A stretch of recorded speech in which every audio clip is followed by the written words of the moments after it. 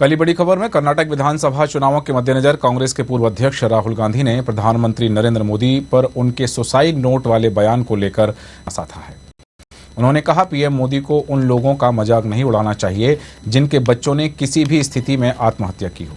दरअसल एक TV channel के कार्यक्रम में बोलते हुए प्रधानमंत्री नरेंद्र मोदी ने एक कहानी सुनाई थी जिसमें एक अंग्रेज के प्रोफेसर की बेटी आत्महत्या कर लेती है और फिर जब उनके पिता को सुसाइड नोट की पर्ची मिलती है तो वह उसमें स्पेलिंग मिस्टेक्स पर बहुत नाराज होते हैं।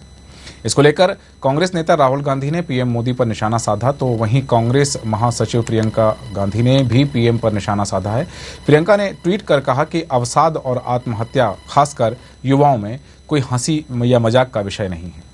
प्रियंका ने पीएम को नसीहत देते हुए कहा कि प्रधानमंत्री और उनके मजाक पर दिल खोलकर हंसने वालों को इस असंवेदनशील तरीके से मानसिक स्वास्थ्य के मुद्दों का उपहास करने के बजाय खुद को बेहतर ढंग से शिक्षित करना चाहिए और जागरूकता भी पैदा करना चाहिए। प्रधानमंत्री नरेंद्र मोदी ने जो कहानी सुनाई थी उनके इस बयान को लेकर के, उनके उस बात को लेकर के अब कांग्रेस के राहुल गांधी और प्रियंका ने उन्हें असंवेदनशील करार दिया है और ये कहा है कि उन्हें इन विषयों पर मजाक नहीं उड़ाना चाहिए। ज़्यादा जानकारी के लिए और इस खबर के विश्लेषण के लिए हमारे साथ राजनीतिक विश्लेषक जुड़े हुए हैं दिनेश सिंह जी। दिनेश सिंह जी, बहुत स्वागत है आपका न्यूज़ आवर में। दिनेश जी, जो बात सामने आ रही है कि एक तरफ प्रधानमंत्री एक कार्यक्रम में कहते हैं, कहानी सुनाते हैं कि एक अंग्रेज की बेटी ने आत्महत्या कर ली है और जब उनका सुसाइड नोट उनके पिता को मिला तो स्पेलिंग मिस्टेक को लेकर नाराज हुए। एक इस विषय पर कि क्या ये चीज़ उचित है, और दूसरी बात जो प्रियंका गांधी कह रही हैं कि ये असंवेदनशील हैं और उनके इस मजाक पर, उनको और इस मजाक पर हंसने वालों को संवेदनशीलता रखनी चाहिए। देखिए पाठक जी, देखिए ऐसा है कि ये जो विषय जो था, ये पहली बात है कि मुझे लगता है कि या तो राहुल गांधी जो है इनके पास में विषयों की कमी है या मुद्दों की कमी है, या फिर है कि बोलने से पहले मतलब थॉट प्रोसेस जो उनका जो है वो कमजोर है उस हिसाब से। कि मुझे समझ नहीं आता कि क्यों बोलना चाह रहे हैं, क्या बोलना चाह रहे हैं। ये बहुत सिंपल था। अर्णब गोस्वामी जो थे उनका एक रिपब्लिक भारत का प्रोग्राम था जिसमें कि प्रधानमंत्री मोदी जो थे तो उनको बोलना था, उसमें बहुत सारे विषयों में उन्होंने बोला और लाइटर मोड पे क्या था कि जैसे कि अर्णब गोस्वामी जो है उनकी हिंदी थोड़ी कमजोर है, तो उसमें उन्होंने बोलते हुए बोला था कि भाई इस तरीके से, और ये एक कोई प्रोफेसर थे और एक मजाक में चुटकुला था कि जैसे कि कमजोर, मतलब जैसे कि उनकी इंग्लिश थोड़ी कमजोर थी जैसे थी, और कोई मजाक का विषय नहीं था, ना मजाक उड़ाना चाहिए ऐसी चीजों पे। और उससे पहले और बहुत गंभीर विषयों के बारे में प्रधानमंत्री जी बोला, योजना के बारे में बोला, सब कुछ बोला। तो पता नहीं क्यों किस बात को करके क्या करके अपने थॉट प्रोसेस को छोड़ करें। मतलब इनके परिवार से तीन बहुत बड़े नामचीन जो है, मतलब नामचीन क्या बोले कि बहुत अच्छे प्रधानमंत्री देश को दिए हैं इनके परिवार में जी। और इनके परिवार से आकर के राहुल गांधी ऐसे बोलते हैं, बहुत लोगों पर तकलीफ महसूस होती है कि इससे पहले सोचे समझे हैं। आज जैसे खड़गे जी उन्होंने सांप बोला है कि पीएम मोदी जो है वो पॉइजनस स्नेक है, तो उस पर थोड़ा नोट ले राहुल गांधी जी और प्रियंका जी। तो मुझे समझ नहीं आता कि क्यों बोल रहे हैं, किस लिए बोल रहे हैं, लेकिन ये समझ में आने लायक मामला कुछ भी नहीं है जी। तो यहाँ ये बात समझिए कि कर्नाटक में चुनाव चल रहे हैं और उसके लिए किसी न किसी तरह निशाना साधना है केंद्र की सरकार पर या नरेंद्र मोदी पर, तो केवल उनको एक बहाना चाहिए। जैसा कि आपने कहा कि भाई ये अलग चीज़ हो जाती है कि वो अलग विषय पर बात कर रहे थे, संवेदनशील विषयों पर भी उन्होंने बात की है, लेकिन ये एक उन्होंने जैसे कि बताया कि जो एंकर थे उनके हिंदी कमजोर होने के विषय में उन्होंने एक उदाहरण दिया, और लेकिन ये एक अलग विषय हो जाता है। तो केवल राहुल गांधी या कांग्रेस की बात करें या प्रियंका गांधी, केवल इसलिए कि उनके पास कोई और मुद्दे नहीं है, कोई और बात नहीं बची, इसलिए किसी न किसी बहाने से निशाना साधना है। लगता तो यही कि इनके पास मुद्दों की शायद कमी है, मुद्दों की कमी है, और कहीं ना कहीं जैसे उनको कोई विषय नहीं मिल रहा है, तो जो मुद्दा मिला, जो विषय मिला, अब या तो कंट्रोवर्सी जो है इनको राहुल गांधी को नहीं छोड़ती है, या कंट्रोवर्सी खुद ही ढूंढ लेते हैं। तो कुछ न कुछ जैसे पहले, इससे पहले 2-4 मुद्दे रहे, कुछ रहे। अब इनको जैसे कि मानहानि का एक मुकदमा जो सूरत में चल रहा है, उससे पेंड इनका छूटा नहीं है बताया। पहले उसके पीछे इन्होंने शो गेट किया पूरा पूरा, ठीक है मैं तो एक इसमें तो कोई किस प्रकार की सुनवाई के लिए जाऊंगा, और दोबारा फिर उसी पे आ गए थे। तो समझ में नहीं आता कि चीजें क्यों करना चाह रहे हैं, क्या करना चाह रहे हैं। गंभीर विषय गंभीर रहने तो है। पहले शुरुआत में बोला गया था कि लाइटर नोट पे बात है जी, और ये तो पता ही नहीं कि सुसाइड किया भी था, नहीं किया था बच्ची ने जी। बिल्कुल सही कहा आपने कि ये विषय गंभीर हैं तो इनको गंभीर ही रहने दी जाए। और वो जो बात कह रहे हैं कि इस तरह के विषयों पर जहां किसी परिवार का कोई युवा, चाहे वो पुत्र हो या पुत्री हो, आत्महत्या कर लेते हैं या अवसाद में चले जाते हैं, तो इन विषयों को मजाक में नहीं उड़ाना चाहिए। एक अलग बिल्कुल सही कहा आपने, और विश्लेषण के लिए धन्यवाद। हमारे साथ थे दिनेश सिंह, विश्लेषक। और जिस तरह से उन्होंने भी कहा कि ये संवेदनशील मुद्दा है और जिस तरह की जो बातें आती हैं कि यदि कांग्रेस के पास, राहुल गांधी के पास कोई मुद्दे नहीं हैं तो वो किसी ना किसी तरह से, चाहे प्रियंका गांधी ने उन पर निशाना साधा, उनको कहा कि वो संवेदनशील हैं, और वहीं राहुल गांधी ने भी उन पर निशाना साधा, लेकिन इस तरह की जब बातें सामने आती हैं तो जो दिनेश सिंह ने जो बात कही कि उनको विचार करना चाहिए कि वो क्या कह रहे हैं, किसके विषय में कह रहे हैं। बढ़ते हैं अगली खबर की ओर, जहां उत्तर प्रदेश के मुख्यमंत्री योगी आदित्यनाथ गुरुवार को मथुरा पहुंचे, जहां उन्होंने चुनावी रैली को संबोधित करते हुए सपा सरकार पर निशाना साधा। योगी ने कहा कि 17 से पहले मथुरा में जवाहर बाग की घटना हुई थी, गुंडागर्दी या अराजकता का अड्डा था। आज जवाहर बाग में बेहतरीन पार्क है।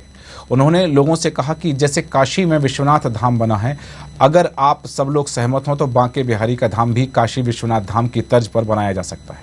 इस दौरान मुख्यमंत्री योगी ने मंच से नया नारा भी दिया। उन्होंने कहा, भाजपा की एक ही युक्ति, गंदगी और अपराधियों से हो प्रदेश की मुक्ति। उन्होंने कहा कि 2017 में मथुरा वृंदावन को नगर निगम बनाया गया, ब्रज तीर्थ विकास परिषद बनाई गई, काशी, अयोध्या, केदारनाथ और महाकाल में निर्माण कार्य चल रहा है, टूरिज्म बढ़ रहा है। माता की कहीं काशी विश्वनाथ धाम का निर्माण हो रहा है, कहीं अयोध्या में भगवान राम के भव्य मंदिर के निर्माण का कार्य, कहीं केदारनाथ में भगवान केदारनाथ के उस धाम के पुनरुद्धार की कार्रवाई होती है, कहीं महाकाल के महालोक के पुनरुद्धार की कार्रवाई। ये है नए भारत का नव निर्माण प्रधानमंत्री मोदी जी के नेतृत्व में। आंतरिक और बाह्य सुरक्षा की स्थिति सुदृढ़ हुई है तो वैश्विक मंच पर भारत की प्रतिष्ठा बढ़ी है। याद करिए 2006, 2017 के पहले इसी मथुरा में जवाहर बाग की घटना घटित हुई थी ना, और जवाहर बाग की घटना में कितना बड़ा खून खराबा हुआ था। ये गुंडागर्दी का अड्डा था, अराजकता का अड्डा था, और आज आप देखते होंगे जवाहर बाग में आप जाइए, बेहतरीन आपको वहां पे गार्डन मिलेगा, पार्क मिलेगा। ये है 17 के पहले और 17 के बाद का। मुख्यमंत्री योगी आदित्यनाथ ने राधे राधे कहकर अपना भाषण शुरू किया और निकाय चुनाव के प्रचार की, जहां उन्होंने सहारनपुर से शुरुआत की थी, आज मथुरा पहुंचे हैं। चुनावी रैली और चुनावी सभा को संबोधित करते हुए उन्होंने कहा कि यदि यहां के लोग सहमत हों तो जिस तरह से काशी विश्वनाथ में बाबा का धाम बना है, उसी तरह से बांके बिहारी का धाम भी यहां बनाया जा सकता है। और उन्होंने जो कहा है कि अपराधियों से मुक्ति की बात कही है कि भाजपा की एक ही युक्ति कि उत्तर प्रदेश में अपराधियों से मुक्ति, भ्रष्टाचार से मुक्ति। तो इस तरह से कहीं ना कहीं कि वो जो बात सामने आ रही है कि निकाय चुनाव में योगी आदित्यनाथ पूरी तरह सक्रिय हो गए हैं और आज ही उनके लगातार 3 कार्यक्रम हैं। ऐसी स्थिति में जहां मथुरा में उन्होंने लोगों से कहा कि यहां बांके बिहारी का धाम बनाया जा सकता है काशी विश्वनाथ की तर्ज पर, और अनेक जगह केदारनाथ का उन्होंने जिक्र किया है, और भी जहां जहां धाम बनाए जा रहे हैं उनका जिक्र करते हुए जनता के बीच में ये बात भी उन्होंने स्पष्ट कर दी है कि विगत दिनों जो कुछ उत्तर प्रदेश में घटनाक्रम हुआ है, या एक बात ये भी कहीं ना कहीं सामने आ रही है कि जब से योगी आदित्यनाथ का कार्यकाल प्रारंभ हुआ तब से अब तक लगभग 1000 या उससे भी ज़्यादा एनकाउंटर हुए। तो अपराधियों से मुक्ति दिलाने की बात जो वो कह रहे हैं कि उत्तर प्रदेश को अपराध मुक्त किया जाएगा। और उत्तर प्रदेश के निकाय चुनाव में अब उनकी यह जो सक्रियता है लगातार बढ़ती ही जा रही है। हम बात करेंगे, हमारे साथ बने हैं लखनऊ से हमारे ब्यूरो हेड प्रशांत राव। प्रशांत, योगी आदित्यनाथ लगातार चुनावी सभाएं कर रहे हैं, चुनावी रैलियां कर रहे हैं, और आज जिस तरह से उन्होंने मथुरा में कहा कि यदि यहाँ के लोग सहमत हों तो जिस तरह से बाबा विश्वनाथ का धाम बना है काशी में, वहीं बांके उसी तर्ज पर बांके बिहारी का धाम बनाएंगे। राधे राधे कहते हुए उन्होंने अपने भाषण की शुरुआत की है। तो ये धार्मिक नगरी में पहुंचे हैं तो धर्ममय वातावरण की बात कर रहे हैं। वहीं उन्होंने जो नारा दिया है कि भाजपा की एक ही युक्ति कि प्रदेश में अपराधियों से हो मुक्ति। तो ये जो अपराधियों से मुक्ति वाली बात आ रही है, ये हर जगह कहीं ना कहीं एक श्रेय लेने की बात की जब से योगी आदित्यनाथ की सरकार आई है तब से 1000 से ज़्यादा एनकाउंटर हो चुके हैं उत्तर प्रदेश में, और अपराधों पर अंकुश लगाया गया, अपराधियों पर लगाम लगाई गई। तो ये बात गाहे बगाहे सामने आ ही जा रही है। ये चुनावी रैली में इस तरह के भाषणों का क्या आशय हो सकता है और इसका कितना असर हो सकता है, दोनों बातें? देखिए, आशय साफ है कि उत्तर प्रदेश में मुख्यमंत्री योगी आदित्यनाथ ये जताना चाह रहे हैं कि जो उत्तर प्रदेश में भय मुक्त वातावरण बनाने को लेकर जिस तरीके की रणनीति को लगातार बनाए हुए हैं, और जीरो टॉलरेंस की नीति के साथ ही जो अपराधी हैं, जो पेशेवर अपराधी हैं, उनके लगातार एनकाउंटर जारी है। पूर्व में भी आपने देखा है कि जिस तरीके से उत्तर प्रदेश में एक माफियागिरी चल रही थी, जिसमें एक माफिया के बेटे का एनकाउंटर हुआ, फिर 2 माफिया एक साथ मारे गए हैं। तो ऐसे में जो उत्तर प्रदेश की एक रणनीति मुख्यमंत्री योगी आदित्यनाथ ने बनाई है कि अपराध मुक्त उत्तर प्रदेश, उसी के तहत लगातार उत्तर प्रदेश में काम किया जा रहा है। हालांकि यहाँ पर सामान्य निर्वाचन निकाय चुनाव 2023 का संचालन हो रहा है, गतिविधियां आगे बढ़ रही हैं। पहला जो मतदान 4 मई को होना है, उससे पहले सभी दलों की जो चुनाव की रैलियां चल रही हैं, उसमें अपने अपने एजेंडे रखे जा रहे हैं, अपनी अपनी बातें रखी जा रही हैं। और मुख्यमंत्री योगी आदित्यनाथ उत्तर प्रदेश की जनता को वो सुरक्षा का वादा हमेशा करते रहे हैं और उसी के तहत उनके भाषण वादे और विकास कार्यों के साथ ही सुरक्षा को लेकर भी जुड़े होते हैं। उत्तर प्रदेश में जो माफियागिरी थी, जो भ्रष्टाचार था, जो अपराधीकरण था, उस पर मुख्यमंत्री योगी आदित्यनाथ ने बहुतायत कहा जाए कि उसमें लगाम लगाने का काम किया है। और ये उत्तर प्रदेश की जनता देख भी रही, 2017 का चुनाव हो, 2019 का चुनाव हो, 2022 का चुनाव हो, और यहाँ पर जो अब निकाय चुनाव संपन्न होने जा रहा है, तो उसकी फिजा तैयार की जा रही है, रूपरेखा तैयार की जा रही है। और देखिए, ये चुनाव जो होते हैं नेताओं के भाषण पे तय होते हैं और जनता उन्हीं से प्रभावित होती है। और मुख्यमंत्री योगी आदित्यनाथ एक कुशल वक्ता है, 5 बार वो सांसद रह चुके हैं और दूसरी बार उत्तर प्रदेश के मुख्यमंत्री हैं, 1 बार MLC रह चुके हैं, दूसरी बार के विधायक हैं। तो उन्हें भली भात जनता की नब्ज मालूम है कि जनता आखिर में क्या जानना चाहती है, एक जनप्रतिनिधि से वो क्या चाहती है। क्योंकि वो सूबे के मुख्यमंत्री हैं, तो ऐसे में उनसे जनता की क्या अपेक्षा है, उस पर वो खड़े उतर रहे हैं। इसीलिए जनता उन्हें हमेशा पसंद कर रही है।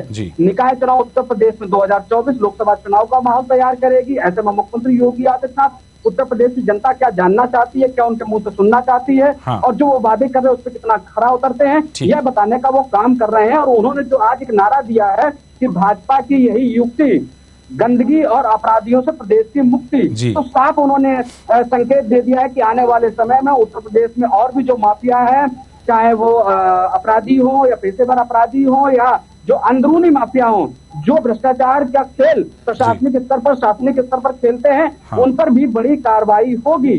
और उन्होंने जो मथुरा में आज जो बयान दिया है कि जिस तरीके से लोगों का अगर साथ मिलता है तो काशी और महाकाल जिस तरीके से कॉरिडोर बनाए जा रहे हैं, उसी तरीके मथुरा में भी कॉरिडोर बनाया जाएगा। तो साफ है कि एक बार जो नारा लगाया जाता था, जी यहाँ एक बात जरूर सामने, जिस तरह से उन्होंने कहा कि निशाना साधा है, उन्होंने कहा कि यहाँ के जवाहर बाग की घटना सभी लोगों को याद है, लेकिन आज जवाहर बाग में जिस तरह से कि क्लीन गार्डन, बहुत अच्छा गार्डन वहाँ देखने मिलता है, तो उनके निशाने पर समाजवादी पार्टी है, कांग्रेस है, या फिर बहुजन समाजवादी पार्टी, वो किस पर निशाना साध के अपनी चुनावी रणनीति पर काम कर रहे हैं? देखिए, मुख्य विपक्षी दल में या समाजवादी पार्टी है और हमेशा ही भारतीय जनता पार्टी और समाजवादी पार्टी के बीच में तकरार होती रही है। बहुजन समाज पार्टी के नेता मायावती हमेशा ही शालीन शब्दों का प्रयोग करती है, उनकी असली संसदीय भाषा है। तो कभी भी मुख्यमंत्री योगी आदित्यनाथ ने बहुजन समाज पार्टी के बारे में ऐसा नहीं बोला, क्योंकि समाजवादी पार्टी में तमाम बड़बोले नेता होते हैं, भारतीय जनता पार्टी में तमाम बड़बोले नेता होते हैं जो समय समय पर ऐसी कुछ बयानबाजी कर देते हैं। लेकिन मुख्यमंत्री योगी आदित्यनाथ क्योंकि सूबे के मुख्यमंत्री है, संवैधानिक पद पर है, ऐसे में वो अपने संवैधानिक पद की गर्मा रख अपने भाषण को संबोधित करते हैं। और जनता के बीच में जो उन्होंने जवाहर बाग हत्याकांड का जो आज उन्होंने अपना वो अंश रखा भाषण में, वो इसलिए कि समाजवादी पार्टी की सरकार में जो जवाहर बाग हत्याकांड हुआ था, वो जघन्य अपराध था। उसमें एक DSP की मौत हुई थी और उसके साथ कई पुलिस कर्मियों की मौत, और जवाहर बाग का जो संरक्षक था वो साफ तौर से समाजवादी पार्टी के ऊपर उस पर आरोप लग चुका था कि अखिलेश यादव की सरकार रही, उससे पहले मायावती की सरकार रही, उससे पहले अखिलेश यादव के पिता मुख्यमंत्री स्वर्गीय मुलायम सिंह यादव की सरकार रही। लेकिन जवाहर बाग जो था मथुरा में, उसको खाली नहीं किया था। जो उसका मुख्य सूत्रधार था राम भद्र, तो उसका जो है समाजवादी पार्टी को जो वर्तमान महासचिव हैं शिवपाल यादव, उनसे कनेक्शन जोड़ा जाता था और इसीलिए वो चर्चाओं में भी रहा। हालांकि रामवृक्ष को पुलिस ने मार गिराया था और उसके बाद उसको जवाहर बाग को खाली करा पाई थी समाजवादी पार्टी। लेकिन बहुत से ऐसे घरों के जो चिराग थे वो बुझ गए थे और बहुत से जो लोग थे वो अपनी जान गंवा चुके थे कांड में। और उसी को लेकर क्योंकि मथुरा में जवाहर बाग में किस तरीके से विकास होना है, ये बड़ा मुद्दा है और ये हमेशा मुद्दा बना रहा है। और मुख्यमंत्री योगी आदित्यनाथ ने ब्रज क्षेत्र के विकास को लेकर इसको मुद्दा बनाया और कहा है इसको घूमने लायक पार्क बनाया जाएगा, इसको एक बेहतर पर्यावरण वाला पार्क बनाया जाएगा। एक बात मैं और कह रहा था सौरभ जी, कि जिस तरीके से जो काशी अभी झांकी है, मथुरा अभी बाकी है, ये जो विषय है उसको फिर एक बार मुख्यमंत्री योगी आदित्यनाथ ने दोहरा दिया है। और चुनाव यानी नगर सरकार की तरफ से जब अगर ये बातें पूरे होते हैं, लोगों का अगर समर्थन भारतीय जनता पार्टी को मिलता है, तो जरूर ये होगा कि मथुरा वहां पर एक तरीके से जो ब्रज महापौर क्षेत्र का है, वहाँ पर विकास होना है, वो इसी से होगा। अगर वहाँ से भाजपा के प्रत्याशी जीत कर आते हैं तो मथुरा कॉरिडोर प्रशांत, यहाँ ये चीज भी हो सकती है, जो जन्मभूमि का विवाद चल रहा है, कृष्ण जन्मभूमि का जो विवाद चल रहा है, उसे भी हवा दी जा सकती है, या फिर उस बात को लेकर भी चुनाव में भुनाया जा सकता है, कृष्ण जन्मभूमि का जो विवाद चल रहा है?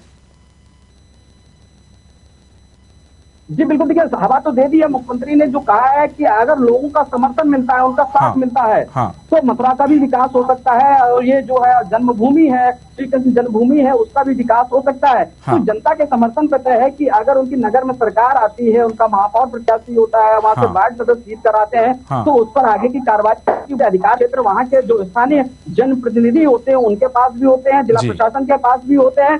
तो ऐसे में जब महापौर प्रत्याशी उनके जीत कर आएंगे तो उसमें प्रस्ताव होगा, जो विधिक कार्रवाई होती है, और उसके बाद इस पर आगे बढ़ा जाएगा। क्योंकि जो यहाँ पर हिंदुओं की आस्था है वो भगवान श्री राम के साथ ही, और इसके बाबा काशीनाथ विश्वनाथ के साथ, और जो भगवान श्री कृष्ण के साथ जुड़ी हुई है, तो इसको किस तरीके से विकास देना, ये मुख्यमंत्री योगी आदित्यनाथ को साफ मालूम है, और इसीलिए उन्होंने इसको हवा दे दी है, और ये हवा बनी रहेगी, 2024 तक चलेगी। और ये भी तय माना जा रहा है कि जनता का भरपूर समर्थन अगर भारतीय जनता पार्टी को मिलता है, तो जिस तरीके से मुख्यमंत्री योगी आदित्यनाथ अपने वादे करते हैं, तो वैसे ही वादे पूरे मथुरा में किए जाएंगे। ठीक है प्रशांत जी, उद्धार होगा। ठीक है, आपने सही कहा कि यदि जनता का समर्थन मिलता है तो इन चीजों को भी, मथुरा का विकास की जो उन्होंने बात कही, वो भी सारगर्भित रहेंगी, और उनको जो है प्रत्यक्षीकरण भी किया जाएगा। तमाम चलिए बहुत धन्यवाद। हमारे साथ बने होते हमारे ब्यूरो हेड लखनऊ प्रशांत राव। जिस तरह से अब बात सामने कि योगी आदित्यनाथ जिस तरह से चुनावी सभा में भाषण दे रहे हैं, रैलियां को संबोधित कर रहे हैं, तो उसमें कहीं ना कहीं क्षेत्रीयता की बात आ रही है कि यदि मथुरा में उन्होंने कहा कि जवाहर बाग का उल्लेख किया वहां पर उन्होंने, और साथ ही ये भी कहा कि यदि जनता का समर्थन मिलेगा तो यहाँ भी बांके बिहारी धाम बनाएंगे, जैसे बाबा काशी विश्वनाथ का धाम बनाया गया है। बढ़ते अगली खबर की ओर, जहां मध्य प्रदेश में विधानसभा चुनाव सरगर्मियां बढ़ते ही राजनीतिक दल अपनी अपनी तैयारियों में जुट गए हैं। इसी कड़ी में भाजपा में बैठकों का दौर जारी हो गया, वहीं मतदाताओं तक पहुंच बनाने के लिए हर संभव प्रयास किए जा रहे हैं। भारतीय जनता पार्टी प्रधानमंत्री नरेंद्र मोदी के मन की बात के 100वें एपिसोड पर बड़ा कार्यक्रम आयोजित करने जा रही है। इस अवसर पर भारतीय जनता पार्टी 64,000 बूथों के 25,000 स्थानों पर मन की बात के 100वें एपिसोड का प्रसारण करेगी। इस कार्यक्रम में अलग अलग क्षेत्र के लोग भी जुड़ेंगे। साथ ही प्रधानमंत्री नरेंद्र मोदी के कार्यकाल के 9 साल पूरे होने पर 15 मई से 15 जून तक कार्यक्रम आयोजित किए जाएंगे, और 4 मई से 14 तारीख तक बूथ को मजबूत करने के लिए प्रदेश स्तर पर भी कार्यक्रम आयोजित किए जाएंगे। आने वाले 30 अप्रैल को माननीय प्रधानमंत्री नरेंद्र मोदी जी के मन की बात का 100वां एपिसोड, और 100वां एपिसोड हमारे लिए बहुत महत्वपूर्ण है।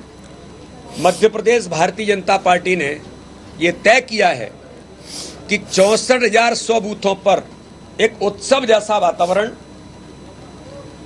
जो लोग मध्य प्रदेश के मन की बात में उल्लेखित माननीय प्रधानमंत्री जी के द्वारा हुए हैं, उनको सम्मानित करना, समाज के प्रबुद्ध लोग, समाज के प्रभावी लोग, समाज के अंदर विशेष प्रकार के काम करने वाले लोगों को इस मन की बात में जगह जगह पर आमंत्रित करना,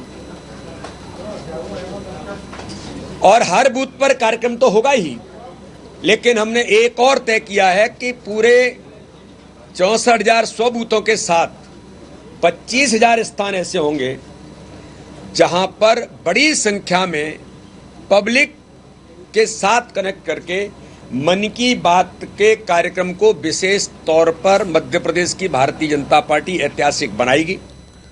भारतीय जनता पार्टी प्रधानमंत्री नरेंद्र मोदी के मन की बात के 100वें एपिसोड को एक उत्सव के रूप में मनाने जा रही है। क्या है उनकी तैयारी, हम बात करेंगे। हमारे साथ बने हुए भोपाल से हमारे संवाददाता विवेक सिंह।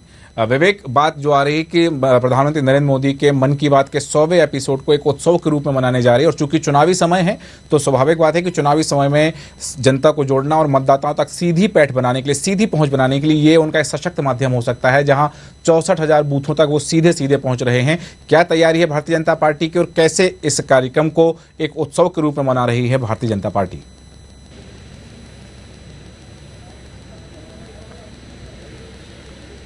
विवेक, आप तक हमारी आवाज आ रही है? बिल्कुल सूरज, अगर हम बात करें तो इसी को लेकर आज भारतीय जनता पार्टी के प्रदेश कार्यालय में बड़ी बैठकों का आयोजन किया गया है। बिल्कुल सूरज, आपकी आवाज मुझे मिल रही है, आपको मिल रही है मेरी आवाज? जी बिल्कुल, बोलिए।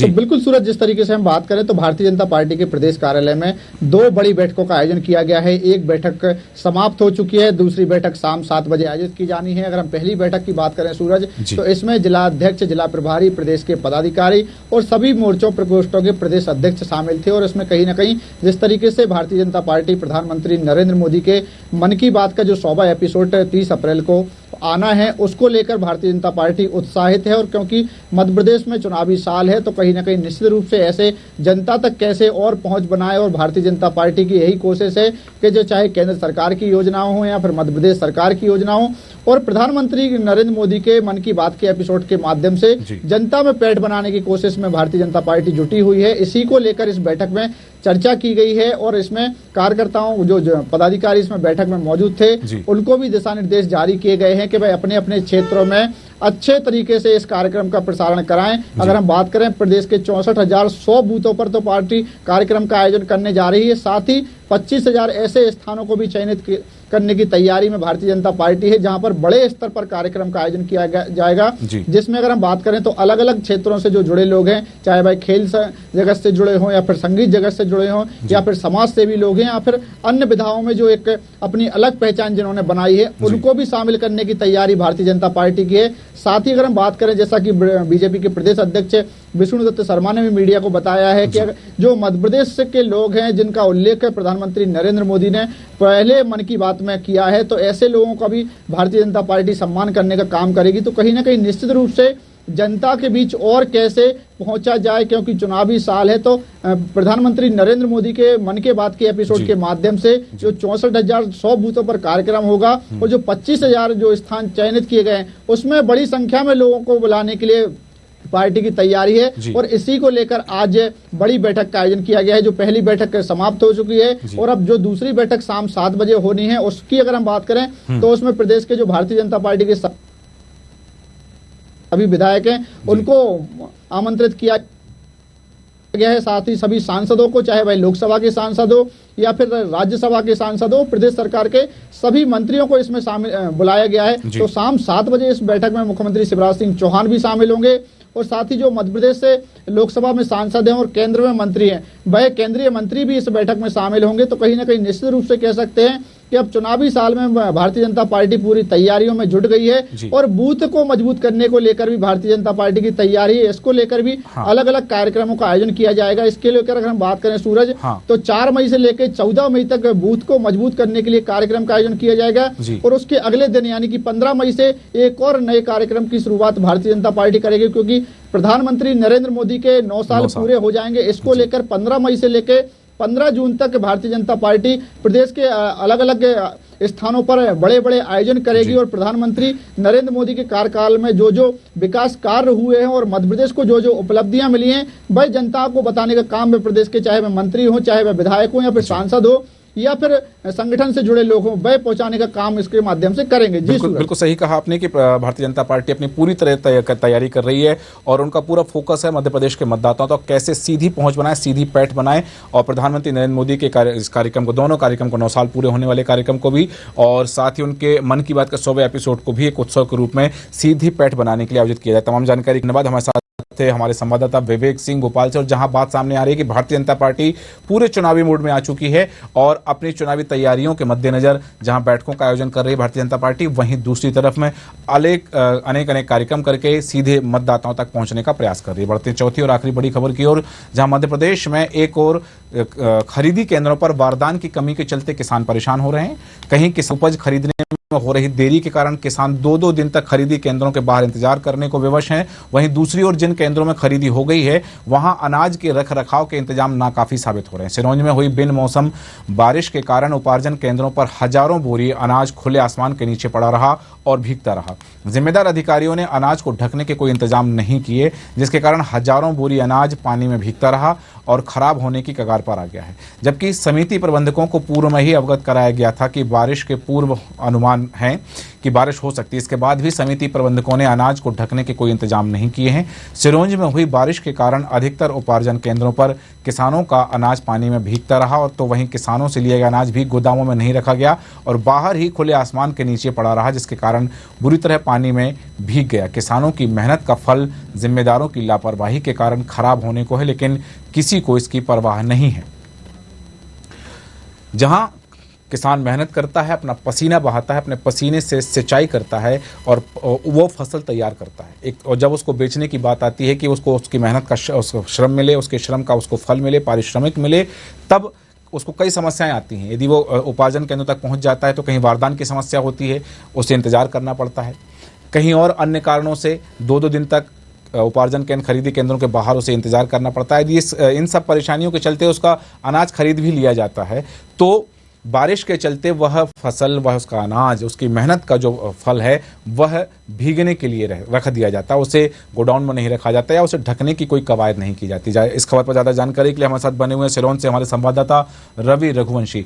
रवि, सिरोंज में जो उपार्जन केंद्र के बाहर यह लापरवाही देखी जा रही है कि वहाँ किसानों की फसल भीग रही है और ख़राब होने की कगार पर है, ऐसी स्थिति में समिति प्रबंधकों ने कोई तैयारी नहीं की है, जबकि पहले से अनुमान था कि बारिश की संभावना है, बारिश हो सकती है। क्या है पूरा मामला?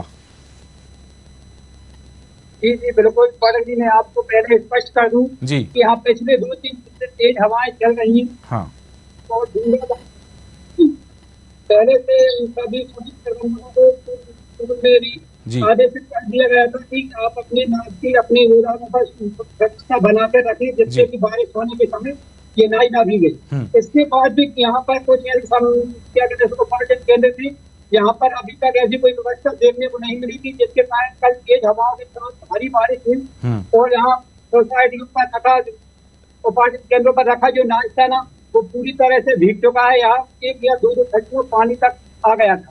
एक तरफ जहां बात आती है कि जब खरीदी की बात आती है तो उपार्जन केंद्रों में खरीदी के लिए कई बार किसानों को बताया कि आपकी जो फसल है उसमें नमी है, इस कारण से नहीं खरीदते, कई कारण बता करके उन्हें भेज देते हैं। अब ऐसी स्थिति में जब जो खरीदी की जा चुकी है, जो उपार्जन केंद्रों पर जो अनाज रखा है वो भीग चुका है, तो अब इस अनाज का क्या करेंगे? जी बिल्कुल, मेरी अभी 1 to 1 तो किसी अधिकारी से बात नहीं हो पाई, उनके द्वारा फोन पर आज कुछ बात हुई है तो उन्होंने बताया है कि ये जो अनाज जो भीगा है ये किसानों से खरीद कर रख लिया गया था। इसके बाद जो अनाज भीगा है इसको ऐसा कोई अभी खास स्थिति बता नहीं है, खराब होने की बता रहे हैं कि जो थोड़ा बहुत भीगा हुआ है तो सुखा लिया जाएगा और फिर से गोदाम में रख दिया जाएगा। ठीक है, तमाम जानकारी के लिए बहुत धन्यवाद। हमारे साथ हमारे संवाददाता रवि रघुवंशी।